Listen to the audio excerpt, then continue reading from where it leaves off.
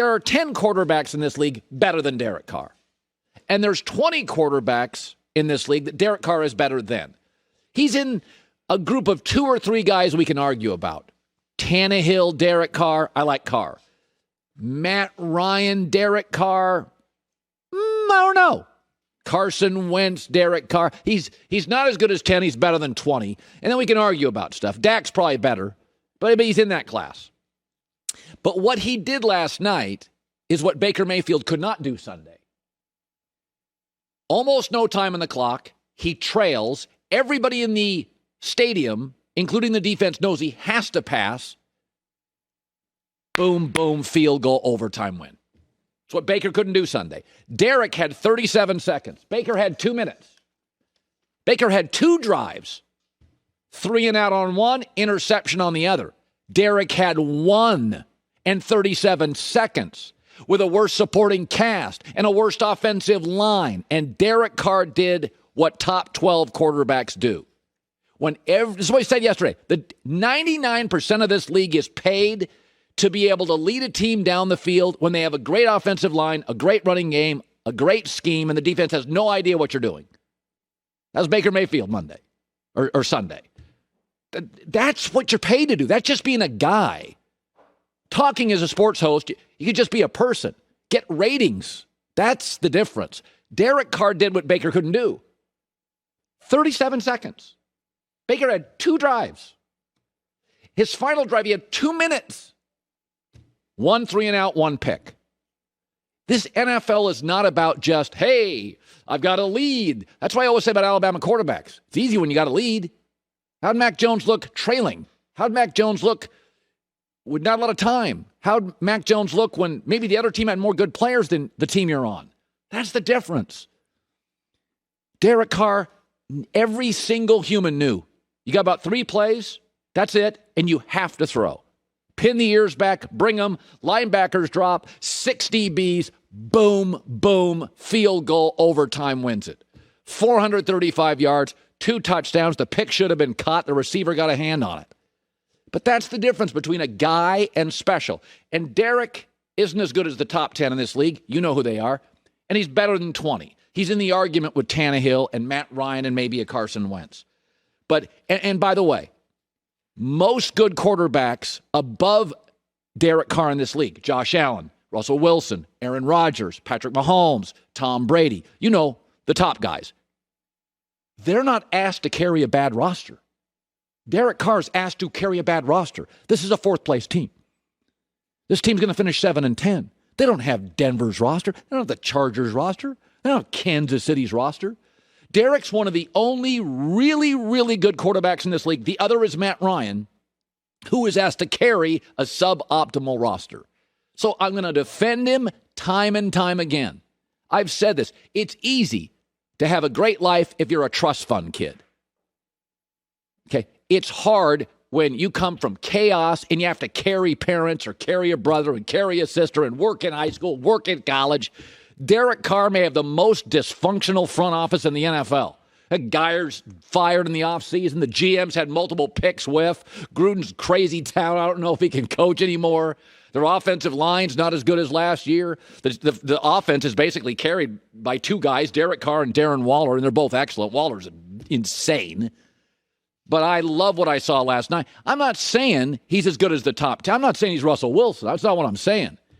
But what he did last night, that is elite-level quarterbacking. You look up at a stadium, 37 seconds. You don't have a great roster. They're double-teaming Darren Waller. You got to get down the field for a field goal and tie it. Everybody knows you're throwing. Linebackers are dropping in the coverage, pinning their ears back. Boom, boom, field goal, OT, win it. All right, congrats to Derek Carr. I will support Lamar Jackson in a little bit. So, it is interesting about the NFL. There are no perfect quarterbacks, although I will acknowledge Patrick Mahomes is close. He can run, he can throw, he's a good guy, he's got leadership skill. He's pretty close. Okay. He right up against perfect. Maybe he swore once.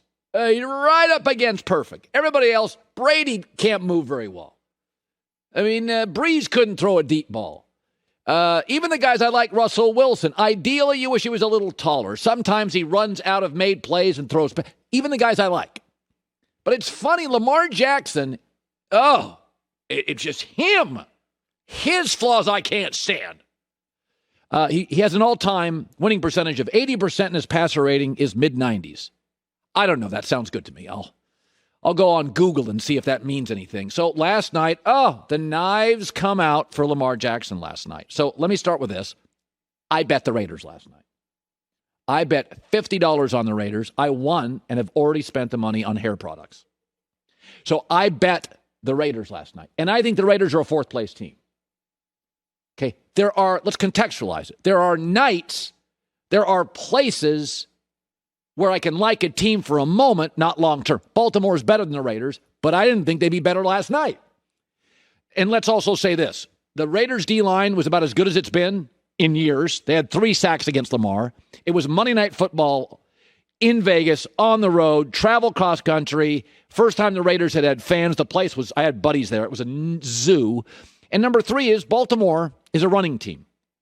They had cluster injuries at running back.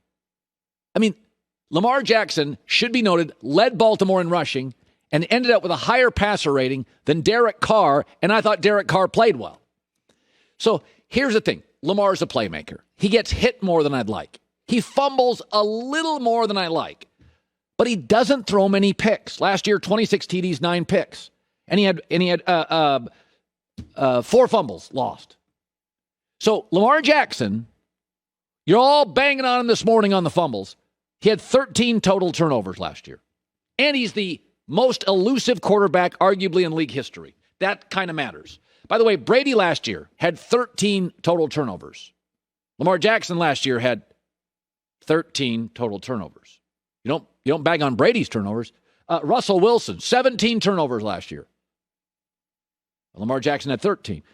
Josh Allen, I love Josh Allen, 16 turnovers last year. Again, Lamar had 13. But it's those fumbles with Lamar that really bother you. He gets hit. He runs a lot. It happens. Derek Carr, I love him. He lost 8 fumbles last year. Yes, Derek Carr didn't run around. He lost 8 fumbles. So Lamar's unique. And in this country and in this sport, myself included, sometimes we struggle with unique. We don't know what to make of it. But y'all love Cam Newton. He never had back-to-back winning seasons. And all the data tells you that Lamar Jackson is a significantly more accurate thrower of the football. And my favorite quality of Lamar Jackson, beyond the fact that he's the fastest quarterback I've ever seen, and I love this quality in people. God, he cares.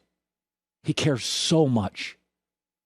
He's never distracted. He's totally focused. He cares so much. He gets so mad when he fumbles. He gets so mad when he fails. He changes his body. He's tried to change everything. Folks, you don't have to have, does it matter to you? It's a great question in life. If you want to do what I do for a living, I don't have the best voice. I don't. You don't have to. How badly do you want it? I tell the story years ago. I'm a little kid. Well, I was in college. So in college, I wanted to be a sportscaster. All I ever wanted to do. When I was 8 years old, I wanted to be a sportscaster. So I'm in college. Parents are divorced. I'm paying my own way. I got no money. I'm just a tire fire. And there was a big popular local announcer for the Seattle Mariners named Dave Niehaus. He was a legendary broadcaster, great pipes. I mean, he was like one of my idols as a kid. And so here I am. I'm 18 years old, and I go up. I don't even know how I did it. I got up to the press box. I probably BS my way up there. And there's Dave Niehaus. The door opens, and there's one of my idols. I mean, it was intimidating. It was 2 hours before the game. So I go over to him with a program. And he couldn't have been more gracious. He's passed away. Couldn't have been nicer. And he wrote something in my program that is what I stole from Dave, and I tell all young broadcasters today.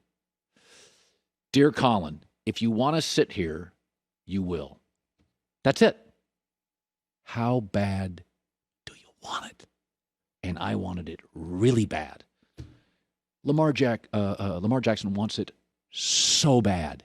He gets so upset. Y'all love Cam. Cam was distracted. You can like him. You'd have to acknowledge. He kind of distract. Lamar's totally focused. It does. It happens. And he's the best playmaker at quarterback in the league.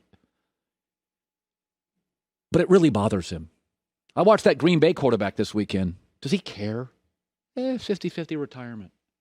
You're going to have to pull the ball out of Lamar's hands in 10 years. Every day he wants to be the Ravens quarterback. And that's my kind of guy, even if he has a weird throwing motion. Hi, everybody. Thanks for watching. Subscribe here to get the latest from the show. Also, be sure to check out more of the best clips from The Herd or go watch a few segments from other shows on FS1.